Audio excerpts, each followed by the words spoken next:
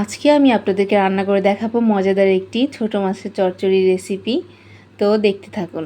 এখানে আমি ছোট মাছগুলোকে কেটে ধুয়ে তারপরে ছোট আলুগুলোকে কেটে ধুয়ে নিয়েছি। এখন এগুলোকে আমি রান্না করব। এইভাবে একবার রান্না করে দেখতে পারেন, বাসার সবাই কিন্তু আপনার হাতের চচ্চড়ি খেতে পছন্দ করবে। এখানে আমি কড়াইতে তেল দিয়ে দিয়েছি। তার সাথে আমি দিয়ে দেব পেঁয়াজ কুচি, কাঁচামরিচ কাটা। এখন এগুলোকে আমি হালকা ভেজে নেব।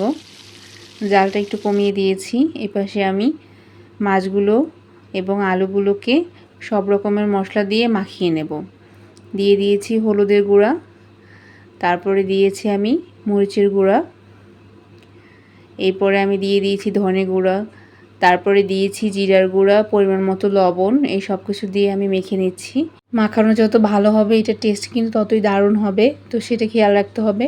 আমি ভালো করে মাখিয়ে নিচ্ছি, দেখেন। এরপর আমি এখন রান্নাটা বসিয়ে দেব। এগুলো আমি পেঁয়াজ কাঁচামরিচ এর ভিতরে ছেড়ে দিচ্ছি। এটা কিন্তু সম্পূর্ণ তেলের উপর আমরা ভাজি করব, কোনো রকম পানি দেওয়া যাবে না। প্রথমেই দিয়ে দিয়েছি আমি। এখন মাছগুলোকে আমি কষিয়ে নেব, এজন্য আমি দিয়ে দিয়েছি এর ভিতরে পেঁয়াজ রসুন বাটা। আস্তে আস্তে করে নাড়াচাড়া করতে হবে, যেহেতু মাছটা নরম থাকে। আমি এখন এগুলোকে কষিয়ে নেব তেলের উপরে।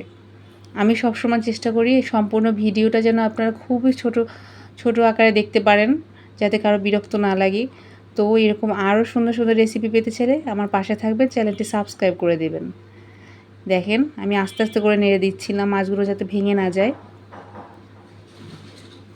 তো এখন এটা কিন্তু তেল বেরিয়ে আসছে। যখন তেলটা উপরে চলে আসবে তখন বুঝতে হবে যে এটা কষানো হয়ে গিয়েছে। এখন অল্প একটু পানি দিয়ে দেব, যেহেতু আমি মাখা মাখা রাখবো এর জন্য বেশি পানি দিইনি। কিছুক্ষণ জাল করে আমি এটাকে নামিয়ে ফেলেছি।